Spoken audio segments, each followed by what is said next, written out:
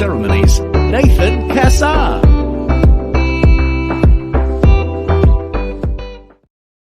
Well, welcome to another captivating episode of the Justice Plan TV and podcast show, where we unveil the secrets to crafting unforgettable wedding experiences. As always, I'm your host, Nathan Cassar, and today we're diving deep into the world of luxury South Asian weddings with a trailblazing entrepreneur, Poonam Gururajan, the visionary behind the Maharani Diaries. Now, Poonam's journey from scientist, yes, I said that correctly, from scientist to wedding maven is nothing short of remarkable. What began as a passion project, her popular South Asian wedding blog has blossomed into a thriving business dedicated to making the wedding industry more inclusive and diverse. With over a decade of experience in hospitality, weddings, and events, Poonam brings a wealth of expertise to every celebration. But Poonam's story doesn't stop there. From growing up in a pharmacy to jet setting across the globe, her love for travel and exploration knows no bounds. With stints in Melbourne, Cork, and Sydney, Poonam's multicultural background fuels her passion for creating culturally rich and authentic wedding experiences. During our conversation, Poonam will share invaluable insights into the art of wedding planning, from mastering budgets and navigating cultural nuances to harnessing the power of social media for inspiration. She'll provide expert guidance on hiring vendors and offering quick tips for planning a wedding that's as stress-free as it is spectacular. So if you're ready to embark on a journey of wedding planning, wisdom, and inspiration, you're definitely in for a treat for this one. Poonam, welcome to the show. How are you? Hello. Wow. I absolutely loved that intro. Thank you. You're welcome. Well, you know me. We've worked together, Yes. and I certainly don't want to disappoint. Given Thanks. Thanks for the intro. our track record working together, it's been you were the one that introduced me to South Asian weddings. Yes. I wasn't even MC for the first time. I was just working for you, and I happened to the end of the day go, oh, I'm an MC too, and we're like, oh, really? And since then, it's been an absolute pleasure to work alongside you. Tell me, definitely. You're in this world, and obviously, look, we've had a lot of very diverse seasons so far, and there's been different influences, different nationalities mentioned, and so forth. But the world of the South Asian weddings often seems a little bit elusive to Australians sometimes, at least speaking from our Australian base here. And so I know this firsthand when I see Australians coming to a South Asian wedding and they're told, oh, you need to go and buy this particular outfit. So they follow it to a T and they come in and everything's sort of just a colorful rainbow blur to them. What's it like sort of being on the opposite side as someone who is immersed in that literally every day as part of your daily job? And obviously that factor that we have is not there, but what's it like being on the other side of it all? Yeah, look, before I started this, I was bracing myself. Being Indian Australian, I grew up in Australia. I know a lot about our culture, obviously, and I know a lot about other cultures as well. So yeah, it's such a complicated thing to explain, and we could be here for a long time if I do go into the nitty-gritty. But South Asian weddings in particular are really crazy. There's so many traditions, so many cultures to cover in 3 days. Sometimes 5 days, sometimes 7 days. There's a lot of people in our audience right now going, are you kidding me? 1 day is enough for us. So I know, 7, right? like that's just insane. And now you can probably, if there are any vendors listening, can probably relate. Oh my gosh, so much. It's so overwhelming. But on the plus side, our heritage is so rich. So and especially if you come from different regions, there's so many different backgrounds to cover. In India alone, I can't even tell you how many religions, how many traditions there are. But also, whether you're Hindu, Muslim, Sri Lankan, there's so much to cover as a wedding planner, and for any vendor who's working on a South Asian wedding or an Indian wedding, it's I think it's a matter of getting to learn more about your couple, more about the traditions. You also need to learn about the rituals, because even for myself, every day it's a matter of learning a new thing, a new tradition that the family does. Every family does it differently. So whilst it is very overwhelming, it's also quite enriching, I think, Mm. to be a part of this particular niche part of the industry, South Asian weddings. And I just get a kick out of it. Yes, it's crazy, but at the end of the day, for me, it's about seeing those happy faces at the wedding, um, when the families are so relieved, because like I said, it's 3 or 7 4. days are over. Yeah, exactly. I have done a wedding that was 7 days before. Yeah. I wasn't working on all the days, but yeah, the boys' side of the family was doing something, and the girls' side of the family had things to do as well. So it's a lot to cover, but I think, I kind of become a part of their family whilst working on their wedding. So it's Mm. fantastic, and we still keep in touch. Like, I still keep in touch with some of my couples, so that's the best part about it. Oh, it sounds incredibly enriching and definitely not for the faint of heart, it No, sounds. as you've seen. Oh, absolutely, definitely firsthand. I only had to deal with one of the days of the 5 Yeah, or the 3. So, and certainly it has been a lot more whirlwind than some of the other typical weddings that I do. But it's yeah, obvious it's always fantastic to, yeah, as you say, to see that look of relief, but also sort of that sense of pride that they've been through that journey together as a yeah, family, as a couple, and as a sort of a body of guests that have been able to be yes. around them to celebrate them. So it's really, really cool that you're a part of that. Tell me then, look, honestly, that's obviously going to cost a lot of money. Let's be Mm, honest. mhm. That's the elephant in the room. People are adding up, hang on, to our wedding or the one we're looking at doing, or maybe if you listen to Yeah, us after a wedding, you're like, okay, well, it costs this much. Then 3 times 5. Like, so when it comes to budget as a wedding yeah, planner, yeah. you dealing with, a budget that perhaps needs to go a little bit further, perhaps a Mm. bigger set of money, but it has to go over 5 days, 3 days. What kind of best advice you can give to, obviously, even if people are just doing one wedding, of course, what's the best advice as a wedding planner you can give about how to best manage your budget and also how to make it best work for them? Yeah, well, I think all of us can relate to this. We don't like talking about the B word. No one likes talking about it, and especially, like you said, for South Asian weddings or multi-day weddings, it's so much to work with, so many days Mm, to think about, so much money. So I think, and whether it is just a 1-day wedding or a 5-day wedding, um, I really think, the conversation needs to start between the couples mm, and also their families. It does before they reach out to people like us, right? yeah, Figure out, true. they need to figure out who can contribute where, and especially with multi-day weddings, I understand, that families are contributing a lot. The parents on both sides are contributing quite a bit of money here. It's not just the couple involved. It really depends whether the couple is contributing to the costs as well. Who knows? But it's really important to have that conversation at the beginning.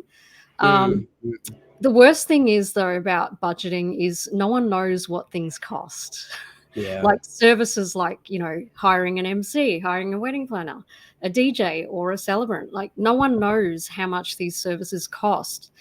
So what I advise to couples who don't hire a wedding planner, for example, is they need to talk to vendors, book in consultations, send them an email, ask them for their services booklet. I know that it sounds like they're shopping around, but Mm, sometimes that does really help. Before they set a real budget, a realistic budget, they need to reach out to people, talk to the venue perhaps that they've booked in. The venue coordinator might know a lot about, average pricing for their vendors. They also have a recommended list of suppliers that they work with that they can refer to. I also say talk to family and friends who have had a wedding recently. Now, I know everyone's different, And, different photographers, different MCs, different wedding planners charge differently. We all run our business very differently. And our overheads, our costs of running our business is all very different across the spectrum. So I think these people can all help you like with advice and direct you. But a wedding planner in particular can help you understand where to allocate your funds effectively. Yeah, absolutely. No, I Yeah. think that's the best advice you can possibly ask for. I think Mm. it's one thing, yes, to go into the void alone, and Yep. I know I see a lot of stressed couples on Facebook groups in particular expressing sort of this Yeah. extreme discomfort over the fact that it seems a little bit aloof and unknown sometimes. And that obviously there are a lot of different vendors who will price things differently even within the same niche. But so you're right, there is definitely a lot of expertise that you can employ and you can access from other people that you've perhaps already got in your orbit or your network, and people you've already hired to really get a best sense of what would be able to fit into your budget. Absolutely. Now, Yeah, that's true. I mean, even someone like yourself, mm, we can sit down to work out what are those priorities? What do you want at your wedding? And again, someone like mm, you, for example, it depends on the number of hours, the number of days you're going to be working, for mm, example. So we can't obviously put a price on that straight away, true, but yeah. booking in a chat with someone like yourself or myself, we can help guide the couple Yeah, accordingly. Yeah. absolutely. Have a chat. Let's talk. Yeah. So you obviously, as I mentioned at the beginning of the show, you're dealing with a specific culture that a lot of people in Australia perhaps aren't so aware of. And so Yes. generally speaking, I'd love to chat to get your thoughts more on like cultural awareness in the industry as a whole, and Yeah. sort of how does that play out being somebody who is a purveyor of a to the mainstream, a lesser sort of exposed Yeah. culture, but I wouldn't. There's plenty of South Asians in this country, of course, but in Yeah. terms of how often people come in contact with that is a different story. So, how does sort of Yes. an overall sense of cultural awareness play a picture when you're doing your job and how you Yeah. operate? Yeah.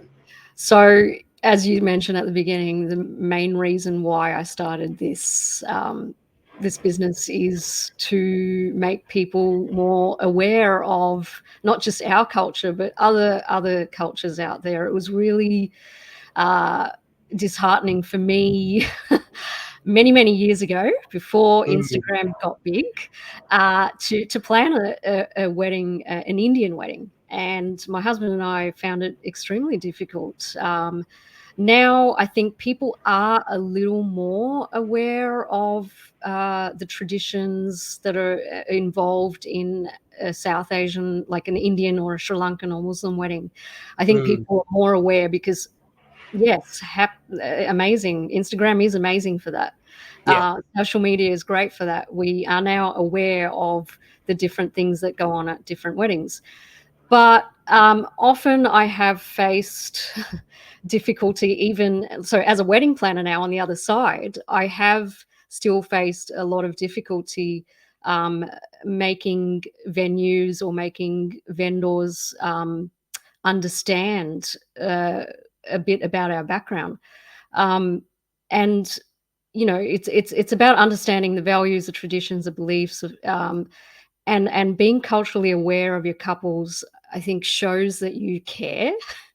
Wedding industry professionals, they need to respect and honor diversity of these traditions, because I'm afraid there are a lot out there who don't take the initiative to learn more, and it doesn't give you a good look. I That hate makes to me be so blunt. sad to hear that. No, but I appreciate you saying that because Yeah, like, well, I don't want any opinions on this show to sort of dance around it. Like, yeah, I want our audience to really hear the truth, and I think yeah, that is it makes me sad because obviously yeah, somebody who like you and I obviously work together, and the first thing I do is if I know I've never come across a tradition or perhaps I need a bit of a refresher yeah, on it. We're the yeah, first people to sit down and like really get it out there again, so I can can completely deliver that across the line. But it Yes. makes me sad that you've encountered, Yes. still such a in 2024, such a lack of Yes. awareness or respect towards, just because it's not part of their mainstream, or they're a vendor that usually does tons of other types of cultures, or maybe sticks to a few sub niches, and all of a sudden now they're doing a South Asian one, and it's like, oh, that's a little too weird, so I'm just going to do what I normally do. I just find that so Yeah. sad, and I hope that I appreciate that someone like yourself has taken upon yourself to be a sort of an industry leader in that sense. But what do you think it's going to take for people to is it that complicated to be culturally aware? No, it's not. I mean, you've got Google. Sure. Yeah. Um, and there are tons of articles, blogs, YouTube videos about, the different cultures and traditions. For example, I did a Chinese slash Indian wedding 2 years ago. And I have attended tea ceremonies before, but I wanted to understand, a little bit more. Like attending one as opposed to working one is completely different. So, so I wanted to get to know a little bit more about the rituals and what do they mean. So I took the time out to learn more about the significance of a tea ceremony. So I think, so I think it's just taking the time to, like I said, taking the time to learn more about your clients, the backgrounds. Um, I feel like if you disregard this, there's going to be, a risk of unintentionally offending people. So yeah, just being sensitive to the cultural differences helps everyone navigate, potential pitfalls and ensure everyone's really happy. You need to be inclusive, I'm afraid, in 2024. And there's so many interracial weddings taking place. Like I said, Indian, Mhm. Chinese, and like you said, you really, as a vendor, you really take the time to get to learn about your client, which is fantastic. It just That's what we makes need to do. sense. Yeah, Yeah, it just exactly. makes sense. It's Yeah, the audience is going to better appreciate it. There's not going to be any correct. specifically Correct. awkward or perhaps much more Yes, confrontational moments between you as a vendor towards correct. guests, or even just towards the family and so forth. But we're meant to be there to create a perfect day, and so I think the best message we can provide out of this conversation at the moment is, pick vendors who, if this is important to you, that there are going to be significant amounts of cultural moments or Yes. traditions or other observations that need to be made, that you put it to them and really get a good temperature check on whether or not that vendor is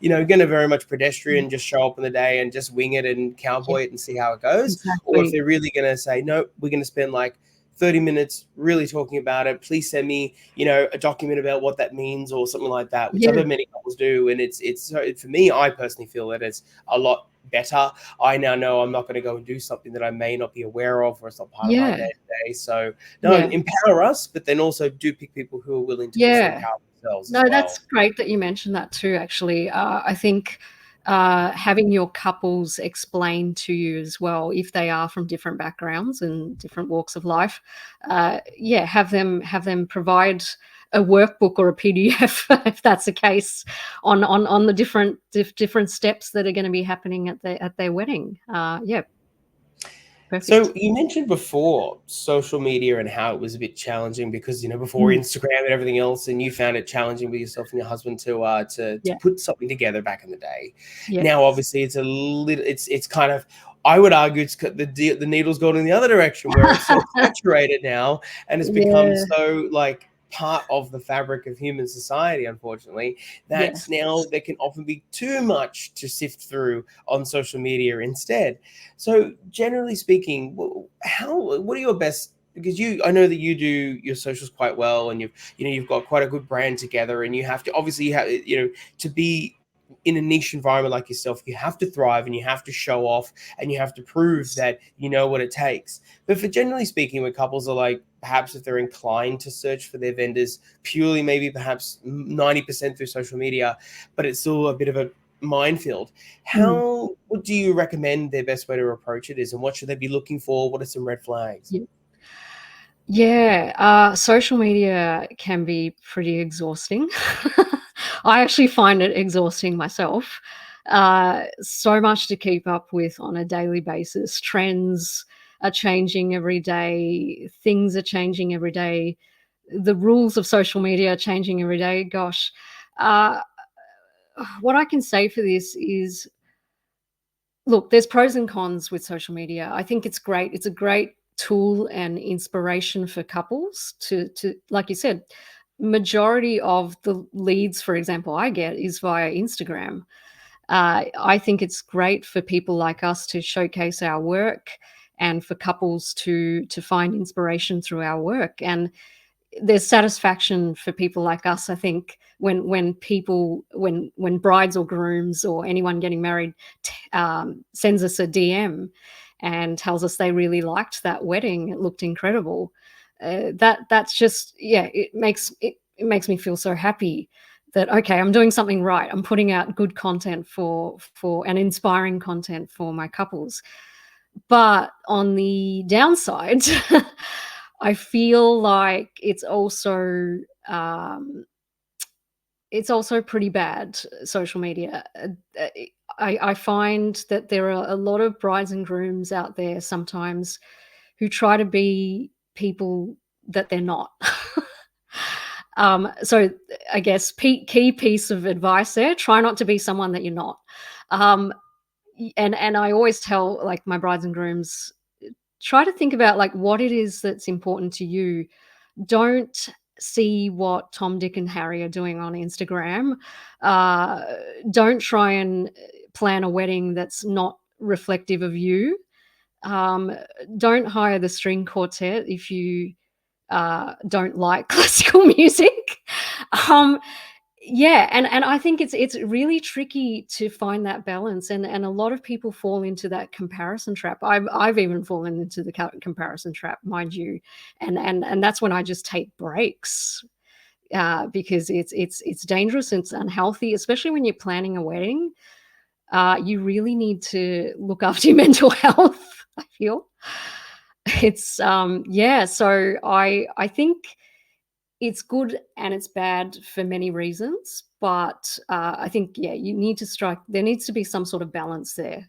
Don't get all your inspiration from social media.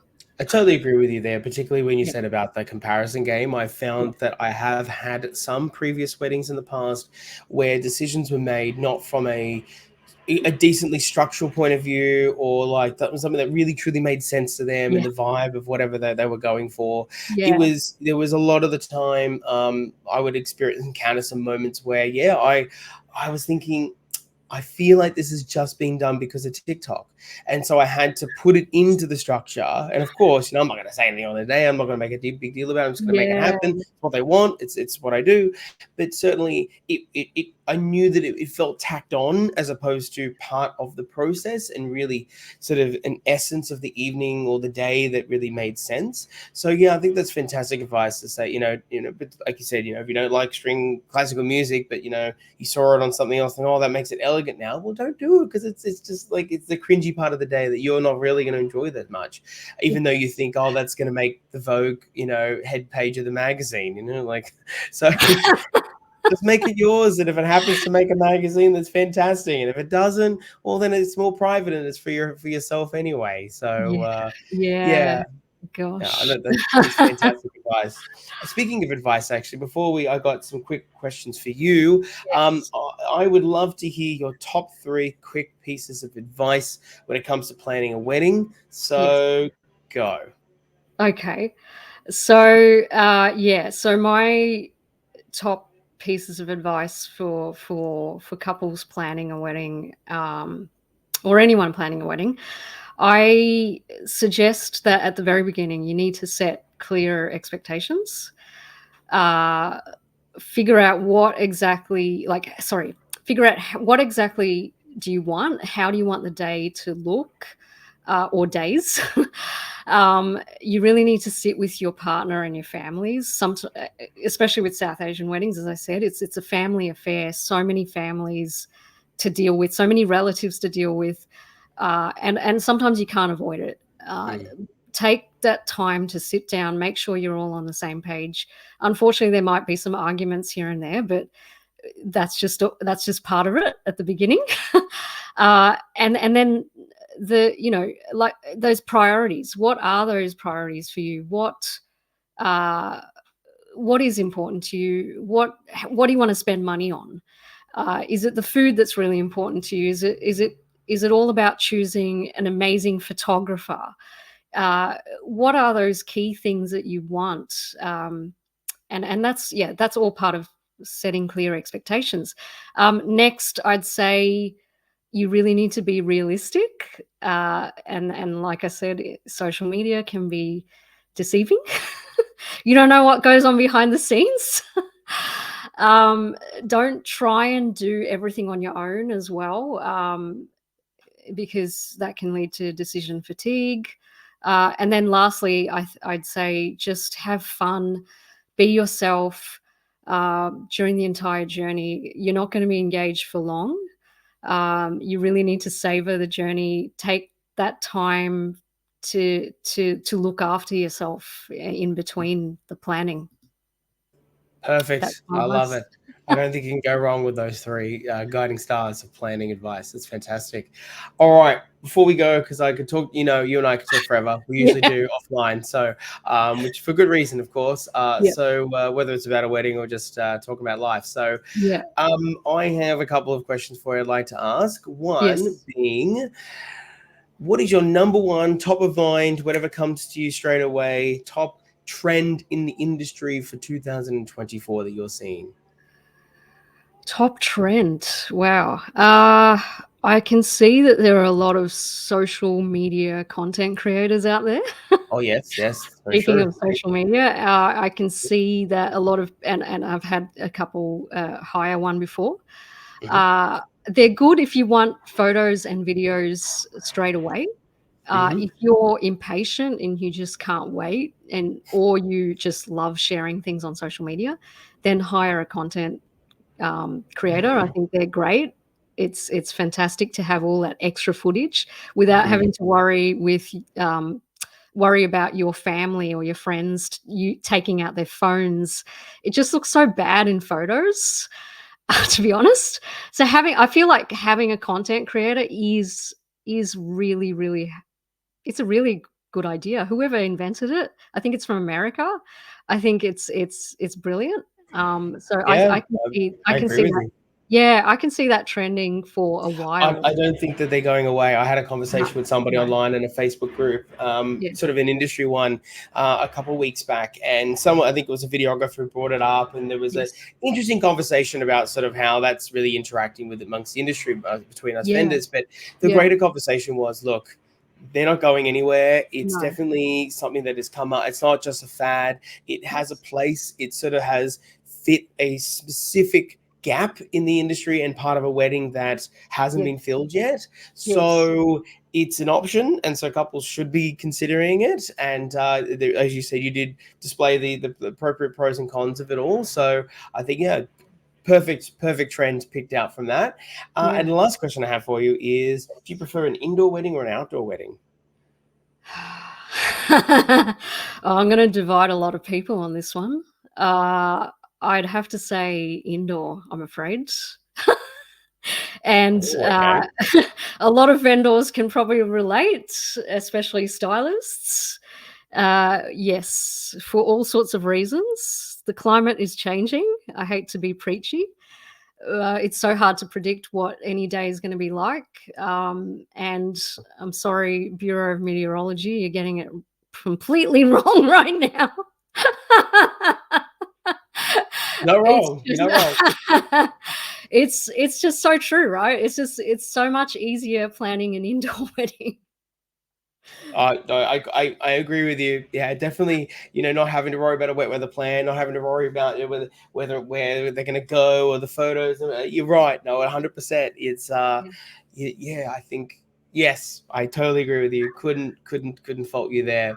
Well, Poonam, look, honestly, as I said, I'd love to chat with you more, but certainly we'll just have to allow people to imagine our conversation because we've run out of time here officially. But where can people find you on the interwebs? Yeah, so the Maharani Diaries on Instagram, YouTube. I'm pretty active on YouTube too. Facebook. It's all the Maharani Diaries. You won't miss it. Excellent, and I do encourage people to go and read Poonam's blog in particular, the blog that started Yes, it all Maharani for her. Diaries. Yeah, thank you. The Absolutely, blog. no, of course, no, I got you covered. No, it's definitely a font of information, and even if you just obviously if you're not in anywhere associated with having a South Asian wedding, I'd highly recommend you read it and check it out and sort of see sort of a different side of things. You might get some inspiration. I know one thing that is being inspired by South Asian weddings right now is color. Color Yes. is speaking of another trend this year. Color is Yes. coming back in huge ways, and South Asian weddings have never been nothing but color. So it's nice that we're now starting to get this infusion of the entire rainbow, as opposed to pastel. Nothing against pastel, but it's nice that the colors coming back. Definitely, I'd highly recommend you check out her blog in the meantime for some inspiration, regardless if you are having a South Asian wedding or not. Poonam, thank you so much for sharing your insights and your time today, and I Thank look you. forward, as always, thoroughly to working with you again in the future. Thank you. Thanks so much for your time, Nathan. Appreciate it. Thank you for joining us for another episode of the Just As Planned Wedding Podcast. Please like and subscribe to let me know that you want more videos just like this one. And of course, please follow us on our socials at Just As Planned Wedding on Facebook, Instagram, and YouTube for more expert insights to help your wedding go just as planned.